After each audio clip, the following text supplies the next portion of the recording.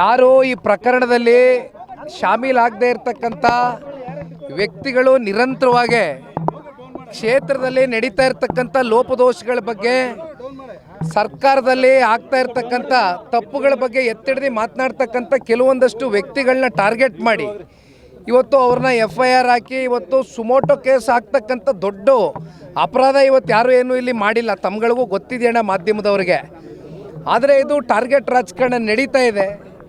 ಇದಕ್ಕೆ ಪುಷ್ಟಿ ಕೊಡ್ತಕ್ಕಂಥದ್ದಕ್ಕೆ ಪೊಲೀಸ್ನ ಅಧಿಕಾರಿಗಳು ಕೂಡ ನಾನು ಆಗ್ತಾನೆ ಹೇಳಿದ್ದೀನಿ, ದೇಶದ ಕಾನೂನು ಸಂವಿಧಾನಕ್ಕೆ ಬದ್ಧರಾಗಿ ಇವತ್ತು ಪೊಲೀಸ್ನ ಅಧಿಕಾರಿಗಳು ವರ್ತನೆ ಮಾಡಬೇಕಾಗಿದೆ. ಆದರೆ ವಿಪರ್ಯಾಸ ಸರ್ಕಾರದ ಕೆಲವೊಂದಷ್ಟು ಜನಪ್ರತಿನಿಧಿಗಳ ಒತ್ತಡಕ್ಕೆ ಮಣಿದು ಇವತ್ತು ಇಂಥ FIRಗಳು ನಡೀತಾ ಇದೆ. ಆದರೆ ಒಂದು, ಇವ್ರು ಯಾರಿಗೂ ಕೂಡ ಇಲ್ಲಿ ಜೈಲಿನ ವಾತಾವರಣ ನೋಡ್ತಕ್ಕಂಥದ್ದಕ್ಕೆ ಯಾರು ಅಂಥ ಸಂಸ್ಕೃತಿಯಿಂದ ಬಂದಿರತಕ್ಕಂಥವ್ರಲ್ಲ, ಅಂಥ ಹಿನ್ನೆಲೆ ಬ್ಯಾಕ್ಗ್ರೌಂಡಿಂದ ಬಂದಿರತಕ್ಕಂಥವ್ರು ಯಾರೂ ಇಲ್ಲ.